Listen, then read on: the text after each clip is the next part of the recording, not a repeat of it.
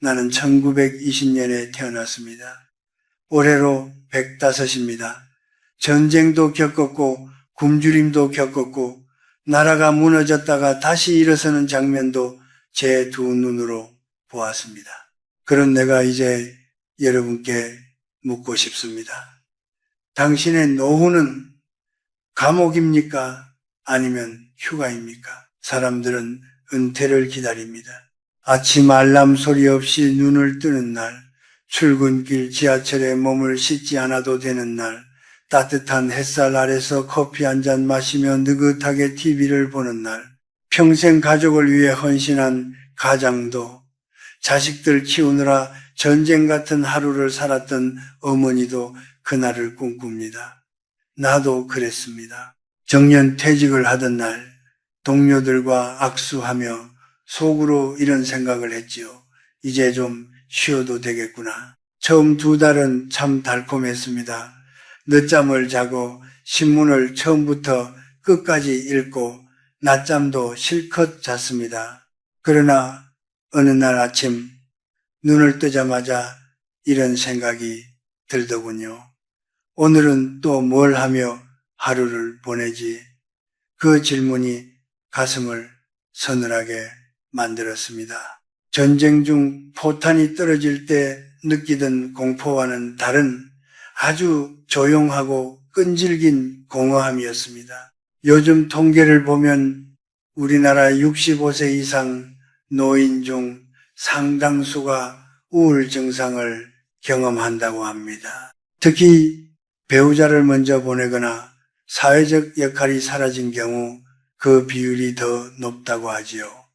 수명이 늘어난 만큼 은퇴 이후의 시간이 30년, 40년으로 길어졌습니다. 돈이 없어서 불행한 경우도 있지만 제 경험상 더 무서운 것은 할 일이 없는 시간입니다. 통장에 돈이 조금 있어도 하루 종일 텅 빈 거실에서 리모컨만 만지작거리다 해가 지는 삶이라면 그것은 휴가가 아니라 형벌에 가깝습니다. 내 제자 중 한 사람이 있었습니다. 대기업 임원까지 지낸 유능한 사람이었지요. 은퇴 후 그는 처음엔 여행도 다니고 골프도 쳤습니다. 그런데 1년쯤 지나자 얼굴이 달라졌습니다. 약속이 없는 날은 하루 종일 TV를 보다가 저녁이 되면 괜히 아내에게 짜증을 냈습니다. 내가 이 나이에 뭐 하고 있는 건지 모르겠다고 술 기운에 털어놓더군요. 그는 평생 필요한 사람으로 살았는데 어느 날 갑자기 아무도 자신을 찾지 않는다는 사실을 견디지 못한 겁니다. 반면 또 다른 제자는 달랐습니다. 평범한 교사였던 그는 은퇴하자마자 동네 도서관에서 아이들에게 책 읽어주는 봉사를 시작했습니다. 처음엔 일주일에 한 번이었는데 점점 늘어났습니다. 아이들이 할아버지 또 와요 하고 손을 흔드는 순간 그의 눈빛은 청년처럼 반짝였습니다. 그가 내게 이런 말을 했습니다. 교수님, 저는 월급은 없어졌지만 쓸모는 더 커진 것 같습니다. 나는 그 말을 듣고 오래 생각했습니다. 은퇴는 끝이 아닙니다. 그러나 역할이 사라진 자리를 무엇으로 채우느냐에 따라 천국이 되기도 하고 감옥이 되기도 합니다. 젊을 때 우리는 너무 바빠서 나를 돌아볼 틈이 없었습니다. 자식 키우고 돈 벌고 경쟁에서 밀리지 않으려고 허둥댔지요. 그 시절은 고통이 많았습니다. 그런데 아이러니하게도 막상 시간이 많아지면 또 다른 고통이 시작됩니다. 무료함이라는 이름의 고통입니다. 나는 100년 넘게 살며 깨달았습니다. 인간은 바쁠 때 지치고 한가할 때 무너집니다. 그래서 노년에는 속도보다 방향이 중요합니다. 빨리 달릴 필요는 없습니다. 그러나 어디로 걸어갈지는 분명해야 합니다. 방향 없는 시간은 사람을 갉아먹지만 의미 있는 시간은 사람을 다시 살려냅니다. 여러분은 지금 어떤 아침을 맞이하고 계십니까? 알람은 울리지 않지만 마음이 먼저 불안해지지는 않습니까? 자식이 연락하지 않는다고, 친구 약속이 없다고 서운함이 밀려오지는 않습니까? 그 감정은 부끄러운 것이 아닙니다. 오히려 너무 성실하게 살아온 사람에게만 찾아오는 자연스러운 그림자입니다. 그러나 저는 감히 말씀드립니다. 노년은 형벌이 아니라 재편성의 시간입니다. 인생이라는 긴 수업의 마지막 학기입니다. 시험도 없고 경쟁도 없습니다. 오직 내가 어떤 주제로 남은 시간을 채울 것인가만 남아 있습니다. 그 선택을 남에게 맡기면 감옥이 되고 스스로 선택하면 자유가 됩니다. 105해를 산 노 교수의 고백으로 오늘 이야기를 시작했습니다. 이제 우리는 이 무료함이라는 조용한 적의 정체를 조금은 알게 되었습니다. 그렇다면 다음 질문이 남습니다. 이 감옥의 문을 여는 열쇠는 무엇인가? 그 답을 찾기 전에 먼저 우리는 고독을 다시 정의해야 합니다. 많은 이들이 두려워하는 그 고독 말입니다. 나는 55세 교수가 되었고 65세 정년을 맞았습니다. 그리고 75 무렵 아내를 먼저 떠나보냈습니다. 그때 나는 비로소 혼자라는 단어의 무게를 알게 되었습니다. 집안이 그렇게 넓은 줄은 그때 처음 알았습니다. 밥상 건너편에 빈 의자가 그렇게 차갑게 느껴진 적도 없었습니다. 많은 분들이 고독을 벌처럼 생각합니다. 자식이 자주 찾아오지 않으면 내가 잘못 살았나 싶고 주말에 약속이 없으면 괜히 초라해진다고 말합니다. 하지만 나는 100년을 살며 깨달았습니다. 고독은 벌이 아니라 준비입니다. 인생의 마지막 장을 스스로 써내려가기 위한 준비 말입니다. 요즘 우리나라는 1인 가구가 빠르게 늘고 있습니다. 특히 60대 이후의 1인 가구 비율이 눈에 띄게 증가했다고 합니다. 배우자를 먼저 떠나보내거나 자식들이 독립하면서 자연스럽게 혼자가 됩니다. 이것은 비정상이 아닙니다. 시대의 흐름이고 생의 순서입니다. 그런데 우리는 여전히 혼자 있는 시간을 실패처럼 받아들입니다. 내가 전쟁 직후 교수 생활을 시작했을 때 연구실에는 난방도 제대로 되지 않았습니다. 동료들도 하나둘 떠나고 혼자 남아 책상 앞에 앉아있던 날들이 많았습니다. 그때 나는 외롭다고 생각했습니다. 그러나 시간이 지나 돌아보니 바로 그 고독의 시간들이 나를 단단하게 만들었습니다. 남의 박수 없이도 책을 읽고 남의 인정을 기다리지 않고도 연구를 이어갔던 그 시간 덕분에 나는 나 자신과 친해질 수 있었습니다. 노년의 고독도 다르지 않습니다. 우리는 평생 누군가의 아버지로, 어머니로, 부장으로, 동료로 살아왔습니다. 그러나 이제 그 이름표가 하나둘 떨어집니다. 그때 비로소 나는 누구인가? 라는 질문이 남습니다. 많은 분들이 이 질문을 두려워합니다. 그러나 나는 오히려 이렇게 말하고 싶습니다. 이제야 진짜 당신을 만날 시간이라고. 혼자 밥을 먹는 것이 창피합니까? 나는 90이 넘어서 혼자 식당에 가는 연습을 했습니다. 처음엔 주변을 의식했지요. 그러나 어느 날 깨달았습니다. 사람들은 생각보다 나에게 관심이 없다는 사실을 우리는 남의 시선을 과대평가하며 살아왔습니다. 그러나 노년은 그 시선에서 벗어나는 시기입니다. 이것이 얼마나 큰 자유인지 경험해보지 않으면 모릅니다. 고독은 텅 빈 방이 아닙니다. 아무도 방해하지 않는 서재입니다. 젊을 때는 늘 누군가의 요구에 응답해야 했습니다. 상사의 전화, 아이의 울음, 거래처의 약속. 그러나 지금은 어떻습니까? 전화기가 조용하다면 그것은 버려졌다는 신호가 아니라 허락받은 시간입니다. 내 생각을 끝까지 이어갈 수 있는 시간, 내 감정을 천천히 들여다볼 수 있는 시간입니다. 나는 90살 무렵부터 매일 아침 혼자 차를 끓여 마시며 창밖을 바라보는 습관을 들였습니다.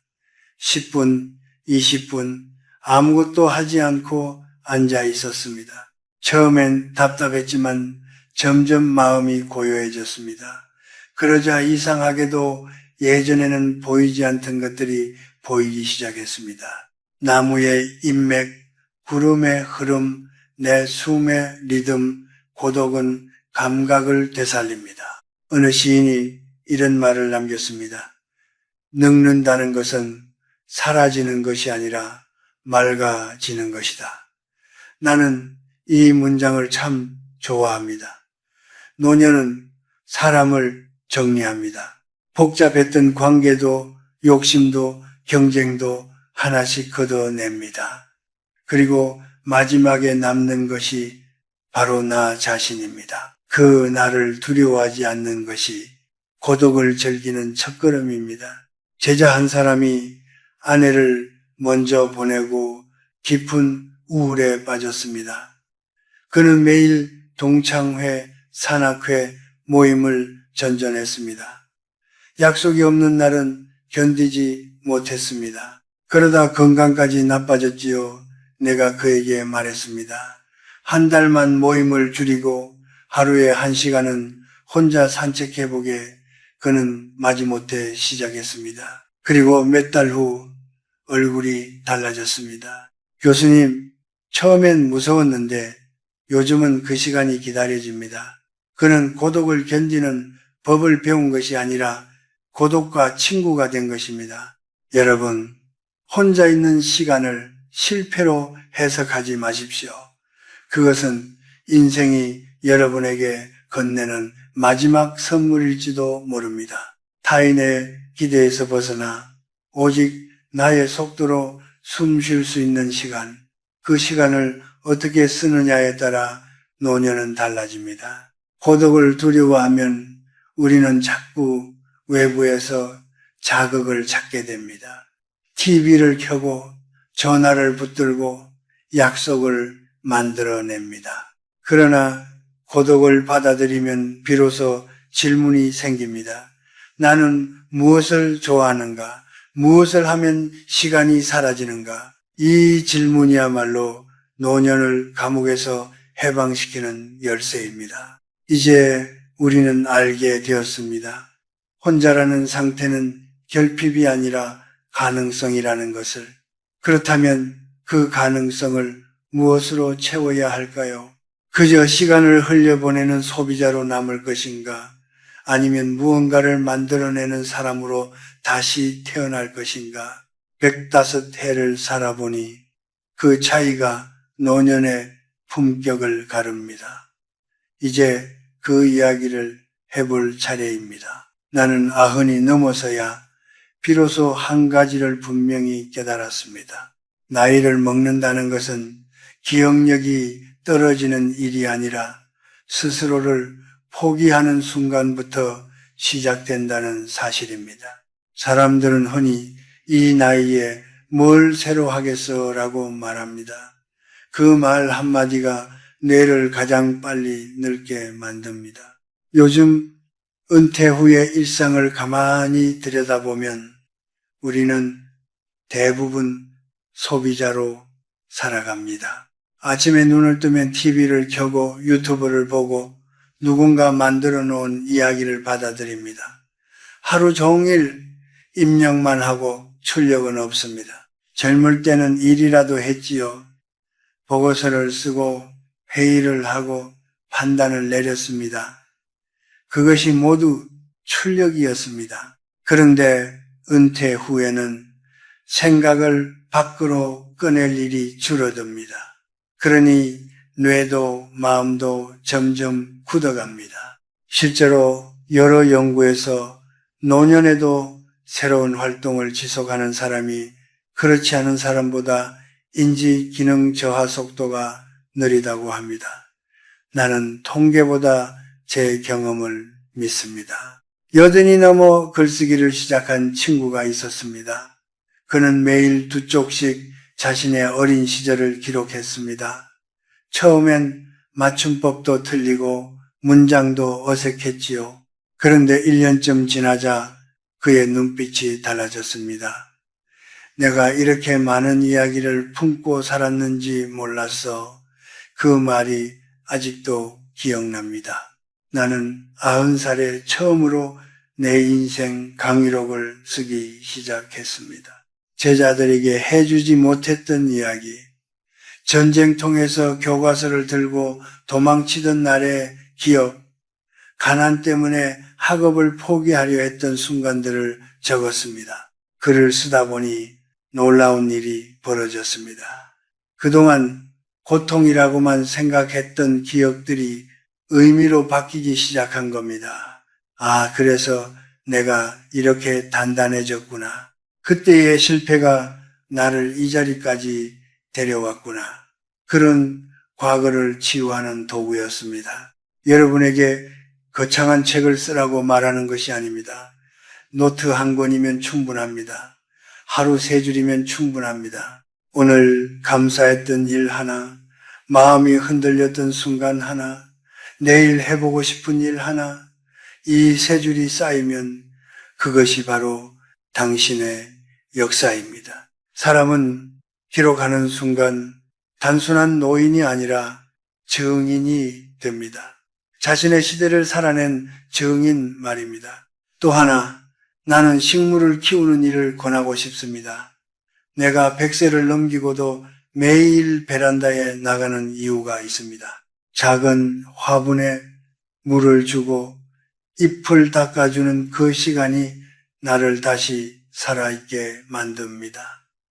내 몸은 예전 같지 않지만 내 손길이 닿은 식물은 자랍니다. 어느 봄날 마른 줄기에서 새싹이 올라오는 것을 보며 나는 눈물이 났습니다. 아직 끝이 아니구나. 그 새싹은 식물의 것이기도 했지만 동시에 나의 것이기도 했습니다. 생산이라는 것은 거창한 공장이 아닙니다. 손끝에서 무언가가 태어나는 경험입니다. 글 한 줄, 그림 한 장, 작은 화분 하나, 그 안에는 공통점이 있습니다. 내가 시간을 들였고 내가 마음을 쏟았다는 사실입니다. 그 과정에서 우리는 다시 쓸모 있는 존재가 됩니다. 내가 존경하던 한 노학자는 이런 말을 남겼습니다. 사람은 나이가 아니라 멈출 때 늙는다. 나는 이 말을 평생 가슴에 품고 살았습니다. 은퇴는 멈춤이 아닙니다. 역할이 바뀌는 것입니다. 월급은 사라질지 몰라도 창조할 능력은 사라지지 않습니다. 제자 중 한 분은 은퇴 후 동네 아이들에게 무료로 한자를 가르치기 시작했습니다. 처음엔 아이 2이었는데 어느새 10명이 모였습니다. 그는 내게 말했습니다.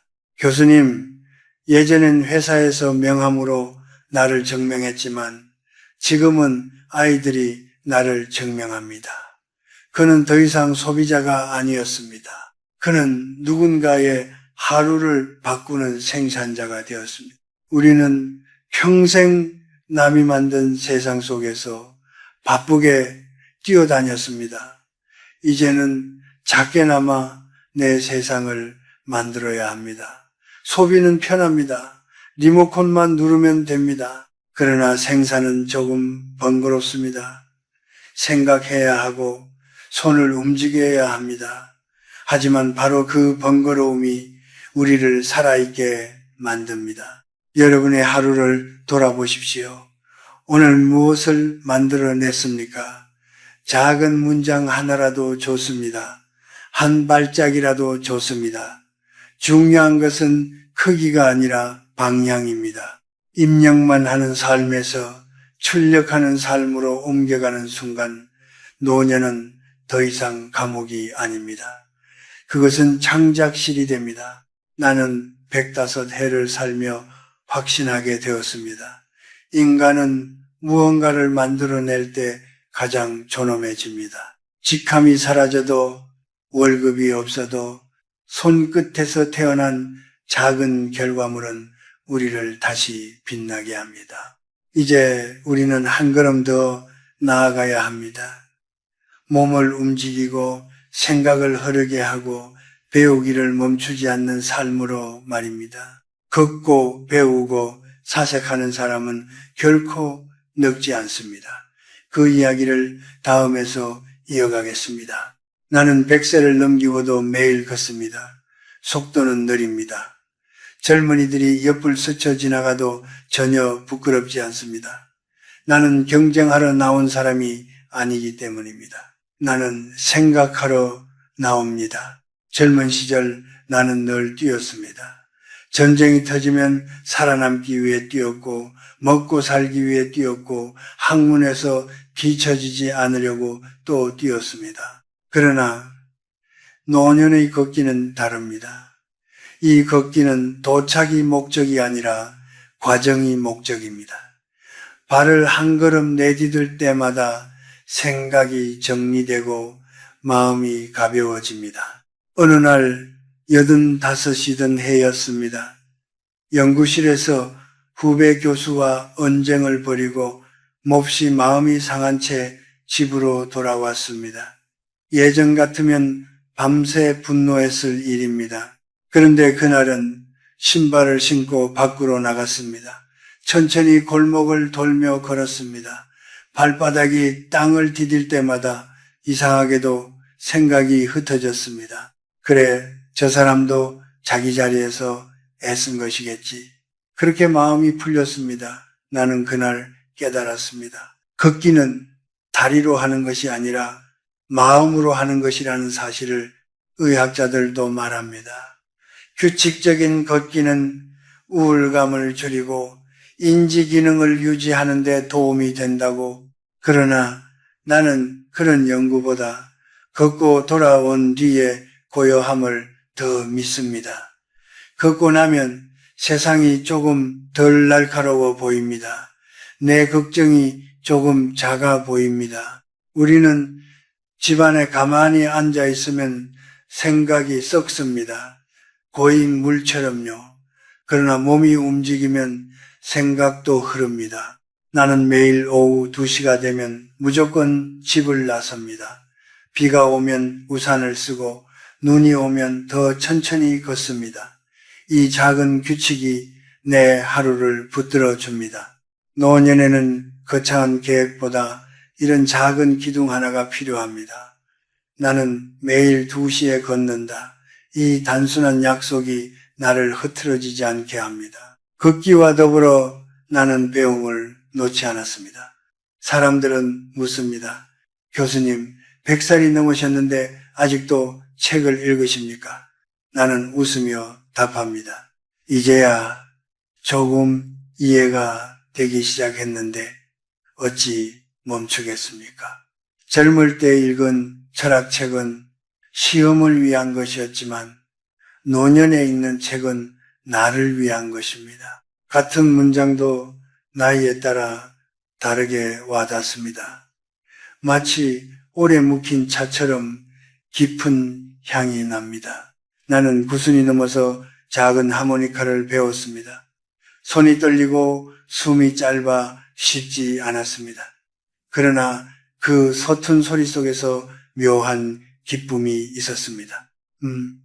하나를 제대로 내기 위해 집중하다 보면 다른 걱정이 사라집니다. 악기를 연주하는 시간은 짧지만 그 여운은 오래갑니다. 뇌가 새로 연결되는 느낌이랄까요? 나는 그때 알았습니다. 배움은 젊은이의 특권이 아니라 노년의 권리라는 것을. 제자 중 한 분은 이른해 영어를 배우기 시작했습니다. 해외에 사는 손주와 대화하고 싶다는 이유였습니다. 처음엔 알파벳도 더듬었지만 몇 년 뒤 그는 손주와 화상 통화를 하며 간단한 문장을 나누었습니다. 통화가 끝난 뒤 그가 흘리던 눈물을 나는 잊지 못합니다. 교수님, 제가 다시 자라는 기분입니다. 그렇습니다. 배우는 순간 우리는 다시 자랍니다. 어느 사상가는 이렇게 말했습니다. 노년은 완성의 시기가 아니라 확장의 시기다. 나는 이 말을 믿습니다. 젊을 때는 넓히기 위해 애썼고 중년에는 지키기 위해 애썼다면 노년은 깊어지는 시기입니다. 걷고 배우고 사색하는 시간 속에서 우리는 삶을 다시 해석합니다. 지나온 고통도 실수도 상처도 조금씩 이해하게 됩니다. 노년을 두려워하는 이유는 몸의 쇠약 때문만이 아닙니다. 이제 더 이상 성장하지 않는다는 착각 때문입니다. 그러나 나는 105세 나이로 말씀드립니다. 성장에는 나이 제한이 없습니다. 다만 속도가 느려질 뿐입니다. 느린 성장도 성장입니다. 오늘 하루를 돌아보십시오. 몸은 얼마나 움직였습니까? 마음은 무엇을 배웠습니까? 머리는 무엇을 새로 받아들였습니까? 걷기와 배움은 우리를 다시 현재로 데려옵니다. 과거에 머무르지도 미래를 두려워하지도 않게 합니다. 이제 마지막 이야기를 남겨두고 있습니다. 긴 노년의 시간을 어떻게 보물창고로 만들 것인가 하는 이야기입니다. 은퇴 이후에 30년, 40년은 형벌이 아니라 선물일 수 있습니다. 그 선물을 어떻게 여는지 마지막으로 함께 생각해 봅시다. 나는 올해 105입니다. 많은 이들이 내게 묻습니다. 그 나이까지 사시면 무엇이 가장 후회되십니까? 나는 잠시 생각하다가 이렇게 답합니다. 후회는 많았지만 시간을 헛되이 보낸 날이 가장 아깝습니다. 젊은 날의 실패는 다시 만회할 기회가 있습니다. 그러나 노년의 하루는 다시 오지 않습니다. 그래서 나는 은퇴 이후의 시간을 남은 시간이라고 부르지 않습니다. 나는 그것을 내 시간이라고 부릅니다. 비로소 누구의 것도 아닌 오롯이 나의 시간입니다. 여러분의 은퇴 이후 30년, 40년은 결코 짧지 않습니다. 1920년에 태어난 내가 1950년대를 살 때만 해도 평균 수명이 지금처럼 길 것이라고는 상상하지 못했습니다. 그러나 이제 우리는 100세를 넘어 사는 시대에 있습니다. 문제는 오래 사는 것이 아니라 어떻게 사느냐입니다. 노년이 빈방이 되느냐, 보물창고가 되느냐는 아주 사소한 습관에서 갈립니다. 나는 매일 같은 시간에 일어나고 차를 마시고 걷고 읽고 짧게 기록합니다. 거창하지 않습니다. 그러나 이 작은 반복이 내 하루를 단단히 붙들어 줍니다. 루틴은 노년의 지팡이입니다. 몸이 흔들려도 마음이 약해져도 정해진 시간에 정해진 일을 하는 습관이 나를 넘어지지 않게 합니다. 나는 한때 제자들에게 이런 말을 했습니다. 사람은 타인의 인정으로 살면 불안하고 자신의 기준으로 살면 평온하다. 노년에는 특히 그렇습니다. 자식의 연락 횟수, 친구의 초대 여부, 사회의 관심에 따라 기분이 오르내리면 우리는 계속 흔들립니다. 그러나 내가 정한 하루의 기준이 있다면 타인의 반응은 부수적인 것이 됩니다. 나는 100세가 되던 해에 작은 결심을 했습니다. 남에게 기대지 않는 기쁨을 하나씩 만들자. 그래서 작은 텃밭을 가꾸고 짧은 글을 쓰고 가끔은 젊은이들과 대화합니다. 그들이 나를 필요로 해서가 아니라 내가 세상과 연결되고 싶어서입니다. 노년의 품격은 구걸하지 않는 태도에서 나옵니다. 누군가 나를 찾아주기를 기다리는 대신 내가 먼저 하루를 채우는 사람, 그런 어른이 될 때 얼굴이 편안해집니다. 어느 날 동네 아이가 나를 보며 이렇게 말했습니다. 할아버지, 항상 혼자인데 외로워 보이지 않아요? 나는 웃었습니다. 그 말이 나에게는 큰 칭찬이었습니다. 혼자 있지만 외롭지 않은 사람, 그것이 내가 지향하는 노년의 모습입니다. 우리는 평생 역할로 불렸습니다. 아버지, 어머니, 부장, 사장, 교수. 그러나 마지막에는 이름만 남습니다. 그리고 그 이름 뒤에 어떤 표정이 붙을지가 중요합니다. 짜증과 원망이 남을 것인가? 아니면 평온과 여유가 남을 것인가? 나는 이제 늙는다는 것을 두려워하지 않습니다. 늙는다는 것은 사라지는 것이 아니라 맑아지는 것임을 알기 때문입니다. 욕심이 줄어들고 관계가 정리되고 진짜 중요한 것만 남습니다. 그 남은 것들을 소중히 여기는 삶이야말로 가장 깊은 축복입니다. 여러분께 묻고 싶습니다. 오늘 하루 당신은 무엇을 만들어냈습니까? 무엇을 배웠습니까? 무엇을 느꼈습니까? 거창하지 않아도 좋습니다. 작은 설렘 하나면 충분합니다.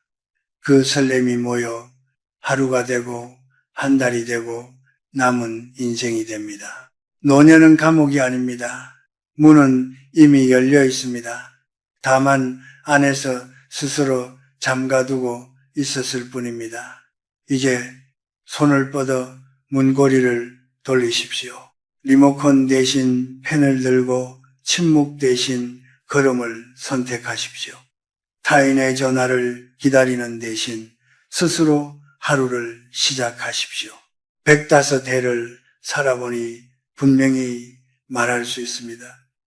인생의 마지막 장은 가장 느리지만 가장 깊습니다. 그 깊이를 두려워하지 마십시오.